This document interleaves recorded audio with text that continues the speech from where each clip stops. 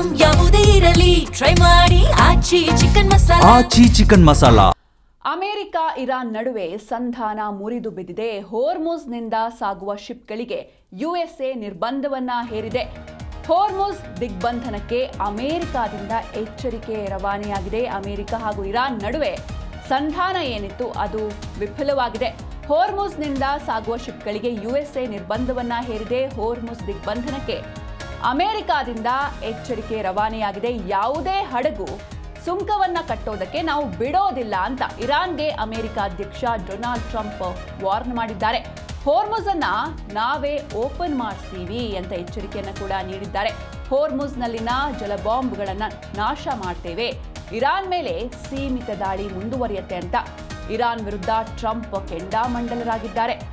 ಸಂಧಾನ ಸಭೆ ಒಂದ್ ಕಡೆ ವಿಫಲವಾಗಿದೆ. ಹಾಗೆ ಇರಾನ್ ಹೇಳ್ತಾ ಇದೆ ಯಾವುದೇ ಕಾರಣಕ್ಕೂ ಯಾವುದೇ ಹಡಗು ಈ ಸ್ಟ್ರೇಟ್ ಆಫ್ ಹೋರ್ಮುಜ್ ಮೂಲಕ ಹೋಗಬೇಕು ಅಂತ ಅಂದರೆ ನಮಗೆ ಇಂತಿಷ್ಟು ಅಂತ ಟೋಲ್ ಕಟ್ಟಿ ಸುಂಕ ಕಟ್ಟಿನೇ ದಾಟಬೇಕು, ಅವರು ಇಲ್ಲದೆ ಹೋದರೆ ನಾವು ಹಡಗುಗಳನ್ನು ಬಿಡೋದಿಲ್ಲ. ಹಾಗೆ ನಾವು ವಾಟರ್ ಬಾಂಬ್ಸ್ಗಳನ್ನು ಇಟ್ಟಿದ್ದೇವೆ ಹೋರ್ಮುಜ್ ಜಲಸಂಧಿಯಲ್ಲಿ ಅಂತ ಇರಾನ್ ಹೇಳಿದೆ. ಇದಕ್ಕೆ ಕೌಂಟರ್ ಕೊಟ್ಟಿದ್ದಾರೆ ಅಮೆರಿಕ ಅಧ್ಯಕ್ಷ ಡೊನಾಲ್ಡ್ ಟ್ರಂಪ್.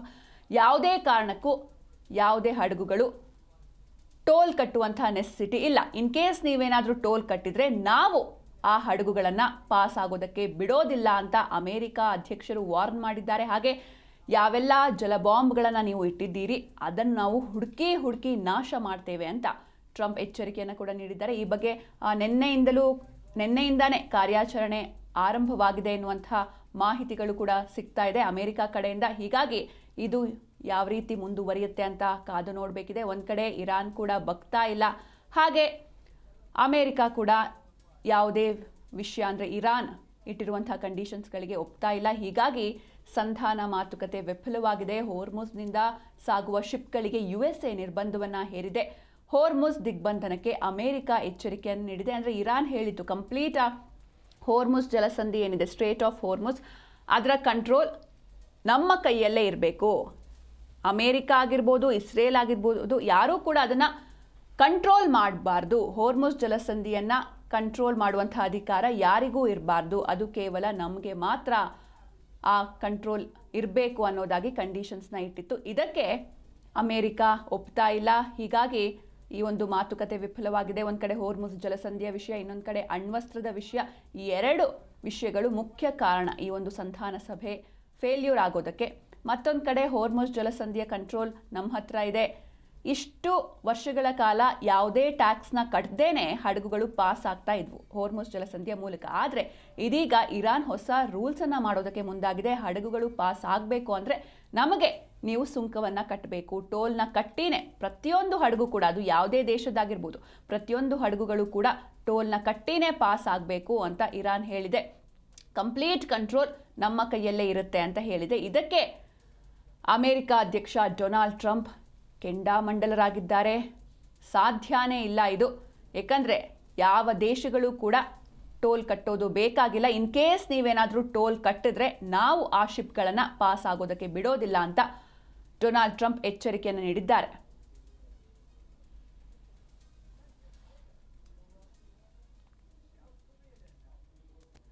ಈ ಬಗ್ಗೆ ಹೆಚ್ಚಿನ ಮಾಹಿತಿಯನ್ನು ನೀಡ್ತಾರೆ ನಮ್ಮ ಪ್ರತಿನಿಧಿ ಅನಂತ್ ರಾಮಯ್ಯ. ಅನಂತ್, ಇನ್ನು ಟ್ರಂಪ್ ಆಲ್ರೆಡಿ ಈ ಒಂದು ಕಾರ್ಯಾಚರಣೆಯನ್ನು ಸ್ಟಾರ್ಟ್ ಮಾಡಿದ್ದಾರೆ ಎನ್ನುವಂತಹ ಮಾಹಿತಿ ಸಿಗ್ತಾ ಇದೆ. ಸದ್ಯದ ಪರಿಸ್ಥಿತಿ ಹೇಗಿದೆ, ಹಾಗೆ ಇದಕ್ಕೆ ಇರಾನ್ ಯಾವ ರೀತಿ ರಿಯಾಕ್ಟ್ ಮಾಡ್ತಾ ಇದೆ ಅಂತ? ಸಿಂಚನ, ಏನು ನಿನ್ನೆಷ್ಟೇ ಇಸ್ಲಾಮಾಬಾದ್ ನಲ್ಲಿ ಏನು ಈ ಒಂದು ಶಾಂತಿ ಮಾತುಕತೆ ಒಂದು ಒಪ್ಪಂದ ಮುರಿದು ಬಿದ್ದಂತಹ ಬೆನ್ನಲ್ಲೇನೆ ಟ್ರಂಪ್ ಅವರು ತುಂಬಾ ಅಂದ್ರೆ ಇದರ ಪರಿಣಾಮವನ್ನ ಇರಾನ್ ಎದುರಿಸಬೇಕಾಗುತ್ತೆ ಅನ್ನೋ ನಿಟ್ಟಿನಲ್ಲಿ ನಿನ್ನೆ ಕೂಡ ಅವರು ಮಾತನಾಡಿದ್ರು. ತಮ್ಮ ಒಂದು ಎಕ್ಸ್ ಖಾತೆನಲ್ಲಿ ಕೂಡ ನಾವೆಷ್ಟೇ ಒಂದು ಅವ್ರಿಗೆ ಕನ್ವಿನ್ಸ್ ಮಾಡಿದ್ರು ಕೂಡ ಅವರು ಒಪ್ಲಿಲ್ಲ, ತುಂಬಾ ಕಂಡೀಷನ್ಸ್ ಹಾಕಿದ್ರು ಅಂತ ಹೇಳಿ ಆ ಒಂದು ಏನು ಆ ಒಂದು ಒಪ್ಪಂದದ ಬಗ್ಗೆ ಮತ್ತೆ ಇರಾನ್ ಅದನ್ನ ತಿರಸ್ಕರಿಸಿದ್ರ ಬಗ್ಗೆ ಕೂಡ ಮಾತನಾಡ್ತಾ ಇದ್ರು. ಅದ್ರ ಜೊತೆಗೆ ಇದರ ಪರಿಣಾಮ ತುಂಬಾ ಭೀಕರವಾಗಿರುತ್ತೆ ಅನ್ನೋ ನಿಟ್ಟಿನಲ್ಲೂ ಕೂಡ ಅವರು ಮಾತಾಡಿದ್ರು. ಆ ಒಂದು ಬೆಳವಣಿಗೆಯ ಬೆನ್ನಲ್ಲೇ ಏನು ಇವತ್ತು ಸಂಜೆ ಒಳಗಡೆ US ಮಿಲಿಟರಿ ಏನು ಹೊರ್ಮುಜ್ ಜಲಸಂಧಿಯನ್ನು ತನ್ನ ವಶಕ್ಕೆ ತಗೊಳ್ಳಲಿದೆ ಅಂತ ಹೇಳ್ಬಿಟ್ಟು ಈಗಾಗಲೇ ಅವರು ತಮ್ಮ ಒಂದು ಎಕ್ಸ್ ಪೋಸ್ಟ್ ನಲ್ಲಿ ಒಂದು ಪೋಸ್ಟ್ ಅನ್ನು ಕೂಡ ಹಂಚಿಕೊಂಡಿದ್ದಾರೆ.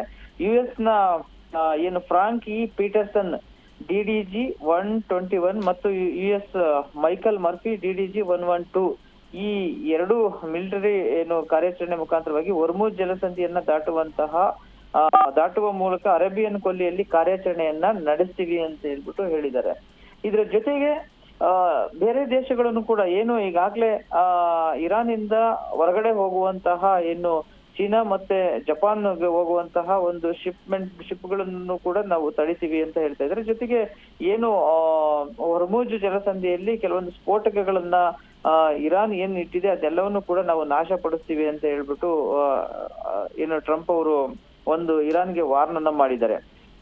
ಜೊತೆಗೆ ಏನು ಒಂದ್ ವೇಳೆ ಏನಾದ್ರೂನುವೆ ಇದನ್ನ ಮೀರಿ ಏನಾದ್ರೂನುವೆ ಪ್ರಯತ್ನವನ್ನ ಮಾಡಿದ್ರೆ ಅವರ ಮೇಲೆ ತುಂಬಾ ಹೆಚ್ಚಿನ ಟ್ಯಾಕ್ಸ್ ಅನ್ನು ಕೂಡ ಹಾಕಿ ಅವ್ರನ್ನ ಕಂಟ್ರೋಲ್ ಮಾಡೋ ಒಂದು ಕೆಪಾಸಿಟಿ ಕೂಡ ನಮಗಿದೆ. ಜೊತೆಗೆ ನಮ್ಮವರನ್ನು ಕೂಡ ಸಾಕಷ್ಟು ಅಂದ್ರೆ ದಟ್ ಮೀನ್ಸ್ ಅಮೆರಿಕದಲ್ಲಿ ಸಾಕಷ್ಟು ಗ್ಯಾಸ್ ಆಗಿರ್ಬೋದು, ಆಯಿಲ್ ಆಗಿರ್ಬೋದು ನಮ್ಮ ಹತ್ರ ರಷ್ಯಾ ಚೀನಾಗಿಂತಲೂ ನಮ್ಮಲ್ಲಿ ಹೆಚ್ಚಿದೆ ಅಂತ ಹೇಳ್ಬಿಟ್ಟು ತಮ್ಮ ಒಂದು ಸೋಷಿಯಲ್ ಮೀಡಿಯಾದಲ್ಲಿ ಮಾಹಿತಿಯನ್ನ ಹಂಚ್ಕೊಂಡಿದ್ದಾರೆ. ಇನ್ನ ಜೊತೆಗೆ ಒಂದ್ ವೇಳೆ ಏನಾದ್ರೂ ನೀವು ಈ ರೀತಿಯಾದಂತಹ ಒಂದು ಕಾರ್ಯಾಚರಣೆ ಏನಾದ್ರೂ ಕೈಗೊಂಡ್ರೆ ಹೊರ್ಮುಜ್ ಜಲಸಂಧಿಯ ಆಪರೇಷನ್ ಏನಾದ್ರು ನೀವು ಮಾಡಿದ್ದೆ ಆದ್ರೂ ಅಂದ್ರೆ ಅದಕ್ಕೆ ತಕ್ಕ ಪಾಠವನ್ನ ನೀವು ಎದುರಿಸಬೇಕಾಗುತ್ತೆ ಅಂತ ಹೇಳ್ಬಿಟ್ಟು ಈಗಾಗಲೇ ಏನು ಪಾರ್ಲಿಮೆಂಟರಿ ಸ್ಪೀಕರ್ ಗಲಿಬಾಫ್ ಅವರು ಕೂಡ ಒಂದು ಎಕ್ಸ್ ಖಾತೆನಲ್ಲಿ ತಮ್ಮ ಒಂದು ಯಾವ ರೀತಿಯಾಗಿ ರಿಟಾಲಿಯೇಷನ್ ಇರುತ್ತೆ ಅನ್ನೋದನ್ನು ಕೂಡ ಹಂಚ್ಕೊಂಡಿದ್ದಾರೆ. ಈಗಾಗಲೇ ಏನು ಗ್ಲೋಬಲ್ ಲೆವೆಲ್ ಅಲ್ಲಿ ಯಾವ ರೀತಿಯಾದಂತಹ ಗ್ಯಾಸ್ ಪ್ರೈಸ್ ಮತ್ತೆ ಪೆಟ್ರೋಲ್ ಪ್ರೈಸ್ ಯಾವ ರೀತಿ ಇದೆ ಅಂತ ನಿಮಗೆ ಗೊತ್ತಾಗಿದೆ. ಬಟ್ ಆ ಬೋರ್ಡ್ ಆ ಒಂದು ಪ್ರೈಸ್ ವೈಟ್ ಹೌಸ್ ನಲ್ಲಿ ಇನ್ ಮುಂದೆ ಚೇಂಜ್ ಆಗುತ್ತೆ ಬಹುಶಃ ಅನ್ನೋ ಒಂದು ರೀತಿನಲ್ಲಿ ಇಂಡೈರೆಕ್ಟ್ ಆಗಿ ವಾರ್ನನ್ನ ಮಾಡಿದ್ದಾರೆ. ಅಂದ್ರೆ ಏನು ನೀವೇನಾದ್ರು ಒಂದ್ ವೇಳೆ ಹೊರ್ಮುಜ್ ಜಲಸಂಧಿಯನ್ನ ಬ್ಲಾಕೇಡ್ ಮಾಡಿದ್ರೆ ಆಯ್ತು ಅಂತ ಅಂದ್ರೆ ಇದ್ರದ್ದು ಒಂದು ಎಫೆಕ್ಟ್ ನೀವು ಅನುಭವಿಸ್ಬೇಕಾಗುತ್ತೆ. ಪ್ರೈಸ್ ಅನ್ನ ಯಾವ ರೀತಿಯಾಗಿ ಹೈಕ್ ಮಾಡ್ತೀವಿ ನಾವು ಅನ್ನೋದನ್ನ ಅನುಭವಿಸ್ಬೇಕಾಗುತ್ತೆ ಅಂತ ಹೇಳ್ತಾರೆ ಅಂತ ಹೇಳಿ ವಾರ್ನನ್ನ ಮಾಡಿದ್ದಾರೆ. ಹೀಗೆ ಏನು ಜೊತೆಗೆ IRGCನೂ ಕೂಡ ಯಾವುದೇ ಕಾರಣಕ್ಕೂ ನಾವು ಅದಕ್ಕೆ ಅವಕಾಶ ಮಾಡ್ಕೊಡಲ್ಲ. ಅಮೆರಿಕದ ಮಿಲಿಟರಿ ಪಡೆಗಳು ಬಂದು ಇಲ್ಲಿ ಕಾರ್ಯಾಚರಣೆ ಮಾಡಕ್ಕೆ ನಮ್ಮ ಒಂದು ಪಡೆ ಅವಕಾಶ ಮಾಡ್ಕೊಡಲ್ಲ. ನಾವು ಅದಕ್ಕೆ ತಕ್ಕ ರೀತಿಯಾದಂತಹ ಪ್ರತ್ಯುತ್ತರವನ್ನು ಕೊಡ್ತೀವಿ ಅಂತ ಹೇಳ್ತಿದ್ರೆ ಒಂದ್ ವೇಳೆ ಏನಾದ್ರೂನುವೆ ಅಮೆರಿಕ ಹಾಗೇನಾದ್ರೂ ಅಲ್ಲಿ ಬ್ಲಾಕೆಟ್ ಮಾಡಿದ್ದೇ ಆಯ್ತು ಅಂತಂದ್ರೆ ಅದ್ರದ್ದು ಎಫೆಕ್ಟ್ ತುಂಬಾ ದೊಡ್ಡ ಮಟ್ಟದಲ್ಲಿ ಗ್ಲೋಬಲ್ ಲೆವೆಲ್ ಅಲ್ಲಿ ಜಾಗತಿಕ ಮಟ್ಟದಲ್ಲಿ ಆಗುವಂತಹ ಚಾನ್ಸಸ್ ತುಂಬಾ ಇದೆ ಸಿಂಚನಾ. ಎಸ್ ಅನಂತ್, ಈಗ ಮತ್ತೊಂದು ಕಡೆ ಅಮೆರಿಕ ಹಾಗೂ ಇರಾನ್ ನಡುವಿನ ಈ ಒಂದು ತಿಕ್ಕಾಟದಿಂದ ಈ ಹೋರ್ಮುಜ್ ಜಲಸಂಧಿ ಮೇಲೆ ಡಿಪೆಂಡ್ ಆಗಿರುವಂತಹ ರಾಷ್ಟ್ರಗಳು, ಅದು ನಮ್ಮ ಭಾರತ ಆಗಿರ್ಬೋದು ಅಥವಾ ಗಲ್ಫ್ ರಾಷ್ಟ್ರಗಳಾಗಿರ್ಬೋದು, ಇವುಗಳ ಮೇಲೆ ಯಾವ ರೀತಿ ಎಫೆಕ್ಟ್ ಆಗುತ್ತೆ ಇದು ಮುಂದಕ್ಕೆ ಅಂತ? ಖಂಡಿತ ಇದರಿಂದ ಏನು ಬೆಲೆ ಏರಿಕೆ ಆಗುತ್ತೆ ಮತ್ತೆ ಪೂರೈಕೆನಲ್ಲೂ ಕೂಡ ವ್ಯತ್ಯಯ ಆಗುತ್ತೆ. ಈಗಾಗ್ಲೇ ಏನು ಅಮೆರಿಕ ಹೊರ್ಮುಜ್ ಜಲಸಂಧಿಯ ದಿಗ್ಬಂಧವನ್ನು ಘೋಷಿಸಿದ ಹಿನ್ನೆಲೆಯಲ್ಲೇನೆ ಈಗ ಅಂತಾರಾಷ್ಟ್ರೀಯ ಮಟ್ಟದಲ್ಲಿ ಕಚ್ಚಾ ತೈಲದ ಬೆಲೆಗಳು ಭಾರಿ ಮಟ್ಟದಲ್ಲಿ ಏರಿಕೆಯನ್ನ ಕಂಡಿದೆ. ಮತ್ತೆ ಬ್ರೆಂಟ್ ಕ್ರೂಡ್ ಬೆಲೆನೂ ಕೂಡ 8% ಹೆಚ್ಚು ಏರಿಕೆಯಾಗಿ ಪ್ರತಿ ಬ್ಯಾರೆಲ್ಗೆ ಈಗ $103 ಕೂಡ ಹೆಚ್ಚಾಗ್ತಾ ಇದೆ. ಇನ್ನು US ವೆಸ್ಟ್ ಟೆಕ್ಸಾಸ್ ಇಂಟರ್ಮೀಡಿಯೇಟ್ ಕೂಡ ಪ್ರತಿ ಬ್ಯಾರೆಲ್ಗೆ $104 ತಲುಪುವಂತಹ ಚಾನ್ಸಸ್ ಇದೆ. ಇನ್ನು ಪೂರೈಕೆನಲ್ಲೂ ಕೂಡ ವ್ಯತ್ಯಯ ಆಗುವಂತಹ ಚಾನ್ಸಸ್ ಇದೆ. ಹೊರ್ಮುಜ್ ಜಲಸಂಧಿಯಲ್ಲಿ ಜಾಗತಿಕ ತೈಲ ಮತ್ತು ಧ್ರುವೀಕೃತ ನೈಸರ್ಗಿಕ ಅನಿಲದ ಒಂದು ಸಾಗಣೆ ಸುಮಾರು 20% ನಿರ್ವಹಿಸುತ್ತಿದೆ. ಹಾಗಾಗಿ ಈ ಮಾರ್ಗದ ದಿಗ್ಬಂಧನ ಜಾಗತಿಕ ತೈಲ ಇತಿಹಾಸದಲ್ಲಿ ಒಂದು ದೊಡ್ಡ ಪೂರೈಕೆಯನ್ನ ಎದುರಿಸುವಂತಹ ಸಾಧ್ಯತೆ ಅಂತಾರಾಷ್ಟ್ರೀಯ ಇಂಧನ ಸಂಸ್ಥೆ ಆಗುತ್ತೆ ಅಂತ ಹೇಳಿ ಅಂತಾರಾಷ್ಟ್ರೀಯ ಇಂಧನ ಸಂಸ್ಥೆ ಎಚ್ಚರವನ್ನ ಕೂಡ ಮಾಡಿದೆ. ಮತ್ತೆ ಭಾರತದ ಮೇಲೂ ಕೂಡ ಇದು ಪರಿಣಾಮವನ್ನ ಉಂಟು ಮಾಡುತ್ತೆ. ಭಾರತ ಈಗಾಗಲೇ ತನ್ನ ತೈಲ ಅಗತ್ಯಗಳಿಗಾಗಿ ಗಲ್ಫ್ ರಾಷ್ಟ್ರಗಳನ್ನೇ ಹೆಚ್ಚಾಗಿ ಅವಲಂಬಿಸಿರೋದ್ರಿಂದಾಗಿ ಈ ಬಿಕ್ಕಟ್ಟು ಭಾರತದ ಆರ್ಥಿಕತೆಯ ಮೇಲೆ ಕೂಡ ಒತ್ತಡವನ್ನ ಹೇರುವಂತಹ ಸಾಧ್ಯತೆ ಇದೆ. ತೈಲ ಆಮದು ವೆಚ್ಚ ಕೂಡ ಮತ್ತೊಂದು ಬ್ರೇಕಿಂಗ್ ಅಪ್ಡೇಟ್ ಬರ್ತಾ ಇದೆ. ಅಂತಾರಾಷ್ಟ್ರೀಯ ಮಾರುಕಟ್ಟೆಯಲ್ಲಿ ಭಾರಿ ತಲ್ಲಣವೇ ಸೃಷ್ಟಿಯಾಗ್ತಾ ಇದೆ. ನೋಡಿ, ಈ ಒಂದು ಯುದ್ಧ ಕೇವಲ 3 ರಾಷ್ಟ್ರಗಳ ಮೇಲೆ ಮಾತ್ರ ಡಿಪೆಂಡ್ ಅಥವಾ ಎಫೆಕ್ಟ್ ಆಗ್ತಾ ಇಲ್ಲ, ಇಡೀ ವಿಶ್ವದಾದ್ಯಂತ ಸಾಕಷ್ಟು ಪರಿಣಾಮವನ್ನ ಬೀರ್ತಾ ಇದೆ. ನಮ್ಮ ಪ್ರತಿನಿಧಿ ಕೂಡ ಹೇಳ್ತಾ ಇದ್ರು, ಅಂತಾರಾಷ್ಟ್ರೀಯ ಮಾರುಕಟ್ಟೆಯಲ್ಲಿ ಭಾರಿ ತಲ್ಲಣ ಸೃಷ್ಟಿಯಾಗ್ತಾ ಇದೆ. ಜಾಗತಿಕ ಮಟ್ಟದಲ್ಲಿ ಕಚ್ಚಾ ತೈಲದ ಬೆಲೆ ಏರಿಕೆಯಾಗಿದೆ. ಬ್ಯಾರೆಲ್ಗೆ 80% ದರ ಹೆಚ್ಚಳವಾಗಿದೆ. ಅಮೆರಿಕ ಹಾಗೂ ಇರಾನ್ ಸಂಧಾನ ವಿಫಲ ಬೆನ್ನಲ್ಲೇ ಈ ರೀತಿ ಏರಿಕೆ ಕಂಡು ಬಂದಿದೆ. ಇಂಧನ ಮಾರುಕಟ್ಟೆಯಲ್ಲಿ $104 ಏರಿಕೆಯಾಗಿದೆ. ಕಚ್ಚಾ ತೈಲ ದರ ಬ್ಯಾರೆಲ್ಗೆ $140 ಏರಿಕೆಯಾಗುವಂತಹ ಭೀತಿ ಕೂಡ ಎದುರಾಗ್ತಾ ಇದೆ. ಇಂಧನ ಮಾರುಕಟ್ಟೆಯಲ್ಲಿ ಕಚ್ಚಾ ತೈಲದ ಲಭ್ಯತೆಯಲ್ಲಿ ತಕ್ಷಣಕ್ಕೆ ಸಮಸ್ಯೆ ಸೃಷ್ಟಿಯಾದಂತೆ ಕಾಣ್ತಾ ಇದ್ದು ಯುರೋಪಿನ ಉತ್ತರ ಸಮುದ್ರ ಪ್ರದೇಶದಲ್ಲಿ ವರ್ತಕರು ಮುಂದಿನ ವಾರಗಳಲ್ಲಿ ಪೂರೈಕೆಯಾಗುವ ಕಚ್ಚಾ ತೈಲಕ್ಕೆ ಪ್ರತಿ ಬ್ಯಾರೆಲ್ಗೆ $140 ವರೆಗೂ ಹಣವನ್ನು ಪಾವತಿ ಮಾಡಿದ್ದಾರೆ ಎನ್ನುವಂತಹ ಮಾಹಿತಿಗಳು ಸಿಗ್ತಾ ಇದೆ. ಕಳೆದ ವಾರ ಕೆಲವು ವರ್ತಕರು ತಕ್ಷಣಕ್ಕೆ ಲಭ್ಯವಿರುವ ಕಚ್ಚಾ ತೈಲದ ಹಡಗುಗಳಿಗೆ ಬಿಡ್ ಸಲ್ಲಿಸಿದ್ರು. ಎಲ್ಲಾ ಬಿಡ್ಗಳಿಗೆ ಪ್ರತಿಯಾಗಿ ತೈಲ ಲಭ್ಯ ಆಗಿಲ್ಲ ಅಂತಲೂ ಕೂಡ ವರದಿಗಳು ಹೇಳ್ತಾ ಇದೆ. ಇನ್ನು ತಕ್ಷಣಕ್ಕೆ ಲಭ್ಯ ಇರುವಂತಹ ತೈಲವನ್ನು ಖರೀದಿ ಮಾಡೋದಕ್ಕೆ ತೈಲ ಸಂಸ್ಕರಣಾ ಘಟಕಗಳು ಹಲವೆಡೆ ಅವಕಾಶಗಳನ್ನು ಅರಸ್ತಾ ಇವೆ ಎನ್ನಲಾಗಿದೆ. ಎಸ್ ಅನಂತ್, ನೀವು ಹೇಳ್ತಾ ಇದ್ರಿ ಯಾವ ರೀತಿ ಜಾಗತಿಕವಾಗಿ ಇದು ಎಫೆಕ್ಟ್ ಮಾಡ್ತಾ ಇದೆ ಅಂತ, ಅದನ್ನು ಕಂಟಿನ್ಯೂ ಮಾಡಿ. ಈಗೇನು ಭಾರತ ಕೂಡ ತನ್ನ ಏನು ತೈಲ ಅಗತ್ಯಗಳಿಗಾಗಿ ಗಲ್ಫ್ ರಾಷ್ಟ್ರಗಳನ್ನೇ ಹೆಚ್ಚಾಗಿ ಅವಲಂಬಿಸಿರೋದ್ರಿಂದಾಗಿ ಈ ಬಿಕ್ಕಟ್ಟು ಭಾರತದ ಆರ್ಥಿಕತೆ ಮೇಲೆ ತುಂಬಾ ದೊಡ್ಡ ಪರಿಣಾಮವನ್ನ ಬೀರುತ್ತೆ. ಮತ್ತೆ ಏನು ವಿತ್ತೀಯ ಕೊರತೆ ಕೂಡ ಉಂಟಾಗುವಂತಹ ಒಂದು ಸಾಧ್ಯತೆ ಇದೆ. ಇದ್ರ ಬಗ್ಗೆ ಆರ್ಥಿಕ ತಜ್ಞರು ಕೂಡ ಆತಂಕವನ್ನ ವ್ಯಕ್ತಪಡಿಸಿದ್ದಾರೆ.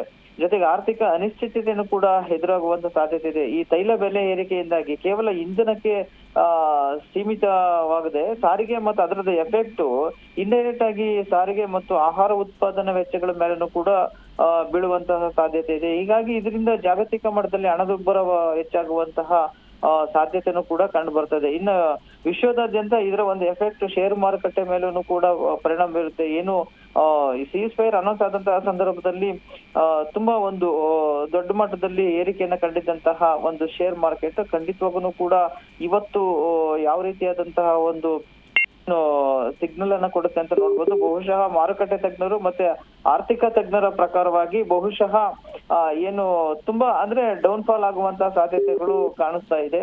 ಇನ್ನ ಇರಾನ್ ಈ ಬಗ್ಗೆ ಎಚ್ಚರಿಕೆಯನ್ನು ಕೊಟ್ಟಿದೆ. ಒಂದ್ ವೇಳೆ ಏನೋ ಹೊರ್ಮುಜ್ ಜಲಸಂಧಿಯನ್ನ ನೀವು ಬ್ಲಾಕೇಡ್ ಮಾಡಿದ್ದೆ ಆಯ್ತು ಅಂದ್ರೆ ನೀವ್ ಹೇಳಿದ ರೀತಿಯಲ್ಲಿ ಏನು 140 ಆಗ್ಬೋದು ಡಾಲರ್ಗೆ ವಿಫಲ ಆದ್ರೆ ಏನಾದ್ರೂ ಅಂದ್ರೆ ಅವ್ರೇನಾದ್ರು ಬ್ಲಾಕೇಡ್ ತೈಲ ಬೆಲೆಗಳು ಪ್ರತಿ ಬ್ಯಾರಲ್ಗೆ 150ರಿಂದ 200 ಕೂಡ ಹೆಚ್ಚಾಗುವಂತಹ ಸಾಧ್ಯತೆ ಇದೆ ಅಂತ ಹೇಳ್ಬಿಟ್ಟು ಇರಾನ್ ಕೂಡ ಎಚ್ಚರಿಕೆಯನ್ನ ಕೊಟ್ಟಿದೆ. ಈಗಾಗಲೇ ಏನು ಭಾರತದಲ್ಲಿನೂ ಕೂಡ ನಾವು ಅದರ ಎಫೆಕ್ಟ್ ಅನ್ನ ನಾವು ಕಳೆದ ಏನು ಒಂದೂವರೆ ತಿಂಗಳಿಂದ ಹೆಚ್ಚು ಕಡಿಮೆ ನಾವು ತುಂಬಾ ಅನುಭವಿಸಿದೀವಿ. ಅದರ ಎಫೆಕ್ಟ್ ಯಾವ ರೀತಿ ಆಗಿದೆ ಅಂತ ಹೇಳಿ ಹೋಟೆಲ್ಗಳಲ್ಲಿ ಆಹಾರ ಪದ್ಧತಿ ಏನು ಫುಡ್ ಆಗಿರ್ಬೋದು, ಅದ್ರ ಜೊತೆಗೆ ಏನು ಗ್ಯಾಸ್ ಸಪ್ಲೈನಲ್ಲಿ ಯಾವ ರೀತಿಯಾದಂತಹ ಒಂದು ವೇರಿಯೇಷನ್ ಆಯ್ತು ಅಂತ ನಾವು ನೋಡಿದೀವಿ. ಈಗ ಏನಾದ್ರು ಬ್ಲಾಕೇಜ್ ಮಾಡಿದ್ರೆ ಖಂಡಿತವಾಗೂ ಕೂಡ ಏನು ಭಾರತಕ್ಕಷ್ಟೇ ನಾವು ಬಿಡ್ತಾ ಇದ್ವಿ ಅಂದ್ರೆ ಏನು ಇರಾನ್ ನ ಒಂದು ಫ್ರೆಂಡ್ಲಿ ನೇಷನ್ಸ್ ಏನಿದಾವಲ್ಲ ಅವ್ರಿಗಷ್ಟೇ 1-2 ಶಿಪ್ ಗಳನ್ನ ಕಳಿಸಿದ್ದಂತಹ IRGC ಅವರು ಅಲ್ಲಿ ಕಂಪ್ಲೀಟ್ ಆಗಿ ಸ್ಟಾಪ್ ಮಾಡುವಂತಹ ಸಾಧ್ಯತೆ ಇದೆ. ಹಂಗೇನಾದ್ರೂ ಆಯ್ತು ಅಂತ ಅಂದ್ರೆ ಭಾರತದ ಮೇಲೆ ತುಂಬಾ ದೊಡ್ಡ ರೀತಿಯಾದಂತಹ ಪರಿಣಾಮ ಬೀರುವಂತಹ ಸಾಧ್ಯತೆ ಇದೆ Sinchana. Okay, thank you Anant Ramaiah ನಿಮ್ಮೆಲ್ಲ ಡೀಟೇಲ್ಸ್ಗಾಗಿ.